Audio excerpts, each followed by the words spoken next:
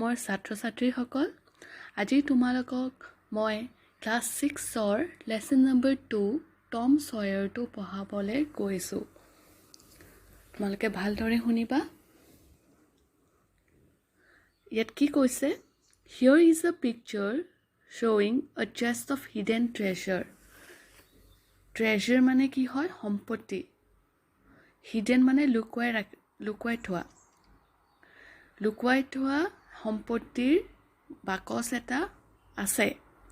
Look at it carefully and say where it is hidden.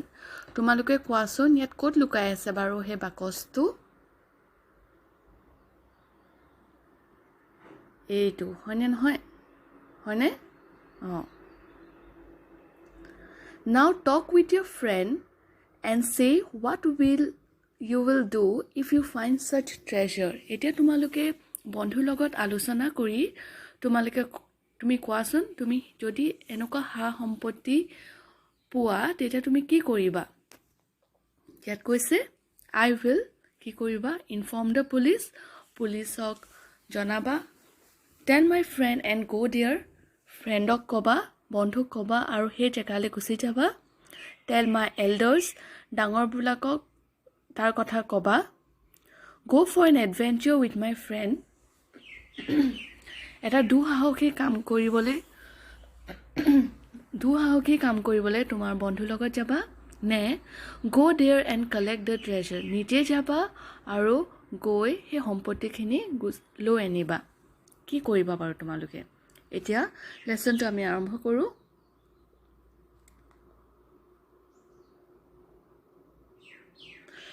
Now let us read a story about a young boy Tom and his friend Huck. Let's find out what happened to them.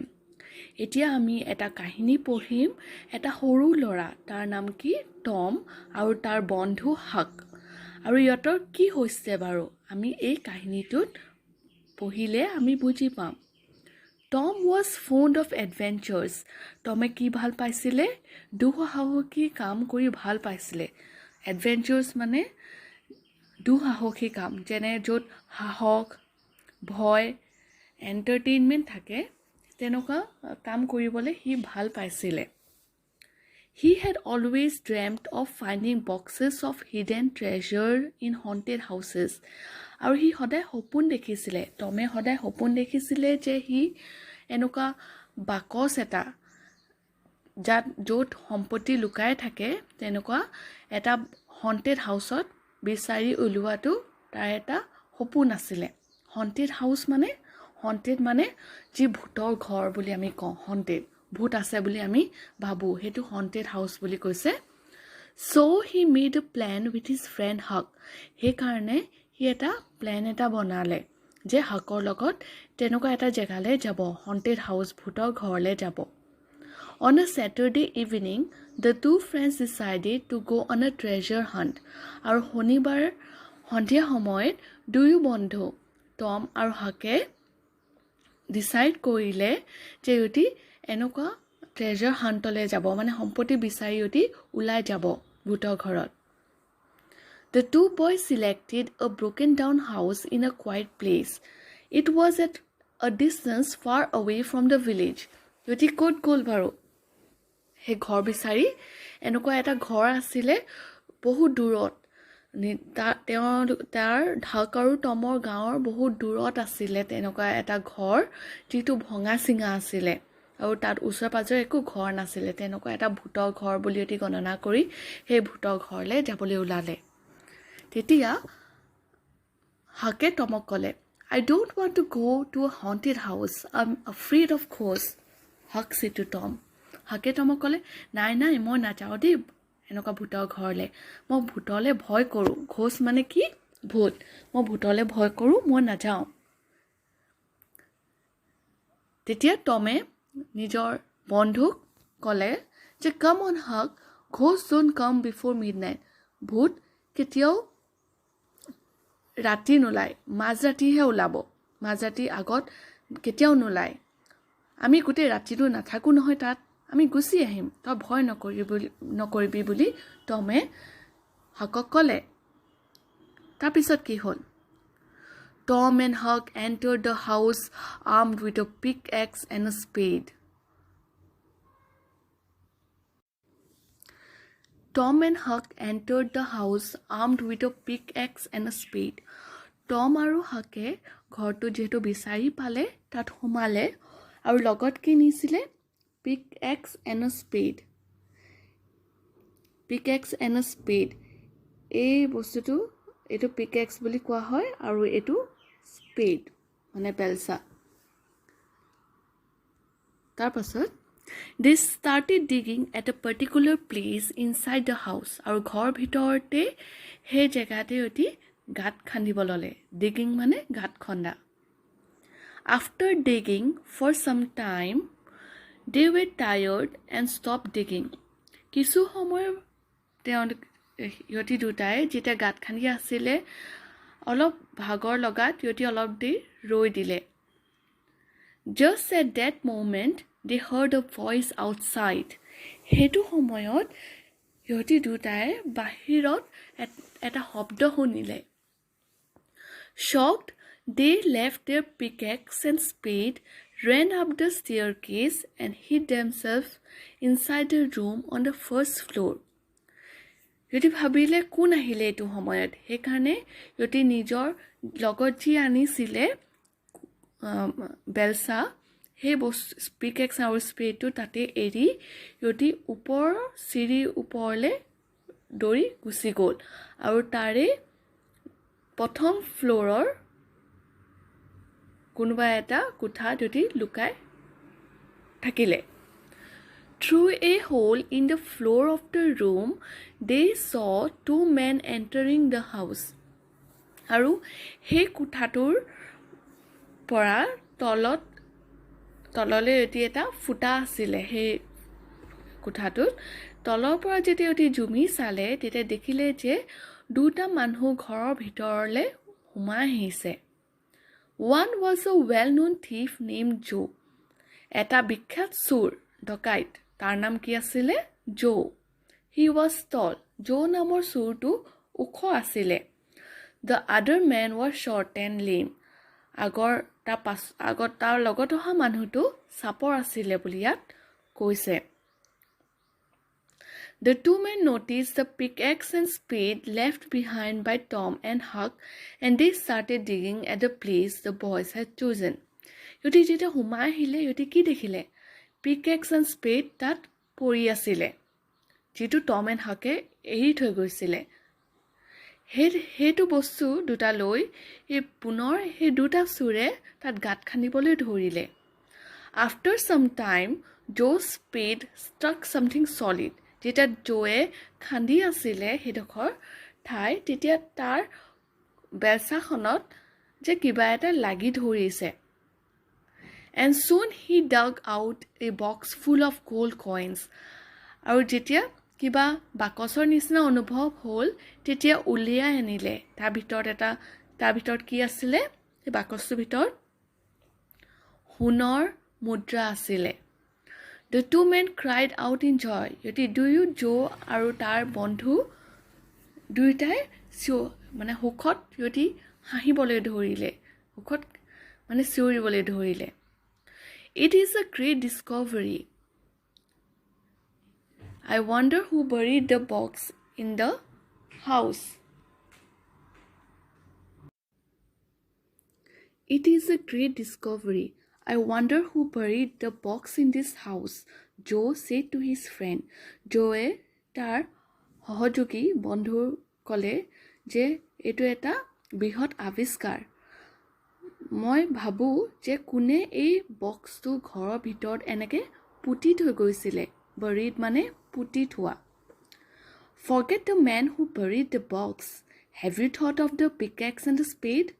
তেতিয়া বন্ধুজনে ক'লে যে পাহৰি যোৱাচোন কোনেনো বক্সটো পুতি থৈ গ'ল কিন্তু সেইটো ভাবা কোনে এইটো pickaxe and spadeটো ইয়াত থৈ গৈছিলে. Who left them here? কোন আহিছিলে কোনে থৈ গ'ল বাৰু সেইটোহে চিন্তা কৰা. I think someone had come here before we arrived. Let's search the house. তেতিয়া বন্ধুজনে ক'লে মই ভাবি পাইছোঁ যে আমি অহা আগত ইয়াত কোনোবা আগতীয়াকৈ আহিছিলে। ব'লাচোন গোটেই ঘৰটো বিচাৰি চলাত কৰোঁ, চাওঁচোন কোন আছে, সেই বুলি ক'লে। The man left the pickaxe in the room.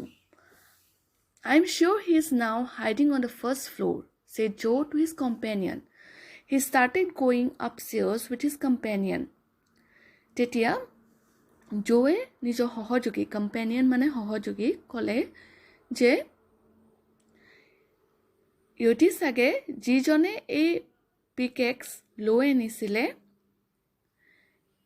ইহঁতি চাগে লুকাই আছে, প্ৰথম ফ্ল'ৰতে লুকাই থাকিব পাৰে, তাতে আমি বিচাৰি যাওঁ। He started going upstairs with his companion. দুয়ো ওপৰলৈ যাবলৈ ধৰিলে, চিৰি বগাই ওপৰলৈ যাবলৈ ধৰিলে। The two boys felt their blood running cold. সিহঁতি টম আৰু হাকে প্ৰথম ফ্ল'ৰৰ পৰা তলৰ ফুটাৰ পৰা তলত কি হৈছে সকলো দৃশ্য দেখি আছে। যেতিয়া গম পালে জো আৰু তাৰ বন্ধু ওপৰলৈ আহিছে ইহঁতক বিচাৰিবলৈ, তেতিয়া ইহঁতক কেনেকুৱা অনুভৱ হ'ল বাৰু? ইহঁতক খুব ভিতৰ ভয় লাগিলে, এতিয়া কি হ'ব? Thankfully, সৌভাগ্যক্ৰমে, the old stairs collapsed and Joe toppled to the ground. যিহেতু এইটো পুৰণি ঘৰ আছিল আৰু চিৰিবিলাকো ভালদৰে ভাল হোৱা নাছিল, ভগা আছিল, সেইকাৰণে ষ্টেয়াৰ্ছ মানে চিৰি, সেই চিৰি যেতিয়া ইহঁতি উঠিবলৈ লৈছিলে তেতিয়া কলেপ্সড হৈ গ'ল। কলেপ্স মানে খহি পৰিলে। এণ্ড জো টপল টু দ্য গ্ৰাউণ্ড, আৰু জো টপল্ড মানে হামখুৰি খাই পৰিলে। জো ওপৰৰ পৰা হামখুৰি খাই তললৈ খহি পৰিলে। The boys began to breathe more easily. তেতিয়া অলপ সকাহ পালে টম এণ্ড হাকে, বাচিলোঁ বুলি ক'লে ইটোৱে সিটোক। Wrapping the box with a blanket, Joe lifted it on his shoulder. Wrapping মানে ঢাকি দিলে, ব্লেংকেটেদি ঢকা, বক্সটো ঢাকি দিলে ব্লেংকেটেদি। Joe lifted it on his shoulder, আৰু নিজৰ কান্ধত সি উঠাই ল'লে বক্সটো। And the man left the place, আৰু দুয়োটা বন্ধু সেই ঘৰটোৰ পৰা বাহিৰলৈ ওলাই আহিলে বক্সটোৰ লগত লৈ। On seeing the two men leaving the house, Tom and Huck ran downstairs. যেতিয়া ওপৰৰ পৰা টম আৰু হাকে দেখিলে যে জো আৰু তাৰ বন্ধু ঘৰৰ পৰা ওলাই গৈছে, ইহঁতি তৎক্ষণাত দুয়ো তললৈ নামি আহিলে। শেষৰ পেৰাগ্ৰাফ ইয়াত কি কোৱা হৈছে? Thank God we had a narrow escape. ইয়াত কৈছে যে হাকে টমক ক'লে যে আমি বাচি গ'লোঁ। এস্কেপ মানে পলাই হাত সাৰিলোঁ বুলি ক'লে, যেনে তেনে পলাই হাত সাৰিলোঁ। হে ভগৱানকে খাটিছে। See, I told you, treasures are indeed buried in haunted house, said Tom. তাৰপিছত টমে ক'লে, চোৱা মই কৈছিলোঁ নাই, এনেকুৱা সম্পত্তিবিলাক এনেকুৱা ভূতৰ ঘৰতহে লুকুৱাই ৰাখে মানুহবিলাকে। Buried মানে পুতি থোৱা থাকে, সেই বুলি ক'লে। But where is the treasure, Tom? We came looking for it and missed it. They dug the place with the help of our tools and took away the gold coins, grumbled Huck. যেতিয়া টমে ক'লে এই কথাষাৰ, তেতিয়া হাকে তেতিয়া প্ৰশ্ন কৰিলে, ঠিক আছে বাৰু, তেতিয়া তুমি কোৱাচোন টম, সম্পত্তিখিনি ক'ত গ'ল? সম্পত্তিবিলাক আমি ইয়ালৈ আহিছিলোঁ, we came looking for it, আমি ইয়াত আহিছিলোঁ বিচাৰি উলিয়াবলৈ, কিন্তু কি কৰিলে? বেলেগে আহি নিজে খান্দি বস্তুখিনি, সোণৰ মুদ্ৰা লৈ গুচি গ'ল। আমাৰে বস্তু ব্যৱহাৰ কৰি, টুলছ মানে আমাৰে সঁজুলি ব্যৱহাৰ কৰি ইহঁতি লৈ গুচি গ'ল। গ্ৰাম্বল হাক, গ্ৰাম্বল মানে অসন্তুষ্টি ভাৱত ভুৰভুৰাই কৈছিলে কথাষাৰ। হাকে খুব খঙত কৈছিলে। Don't worry, Huck, said Tom. টমে তাক সান্তনা দিলে আৰু ক'লে যে চিন্তা নকৰিবা হাক, let's go and search for hidden treasure in some other haunted place. ব'লা আকৌ আমি বেলেগ এজেগাত যাম আৰু তাতে তেনেকুৱা লুকাই থোৱা সম্পত্তিবিলাক এনেকুৱা এটা ভূতৰ ঘৰত বিচাৰি উলিয়াম, ব'লা, সেই বুলি ক'লে। ছাত্ৰ ছাত্ৰীসকল, তোমালোকে এই লেচনটো নিশ্চয় ভাল পালা চাগে। মোক জনাবাচোন কেনেকুৱা পালা। আজিলৈ ইমানেই নমস্কাৰ।